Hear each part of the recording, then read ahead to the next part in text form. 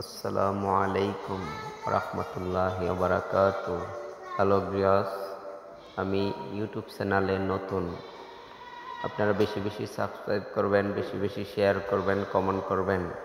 আপনাদের কাছে এই কামনা। আমি একটা নিজের কণ্ঠে একটা গজল বলি।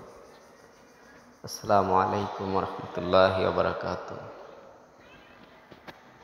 একদিন মাটির ভিতরে হবে ঘর, রে মন আমার কেন বন্ধ দালান ঘর।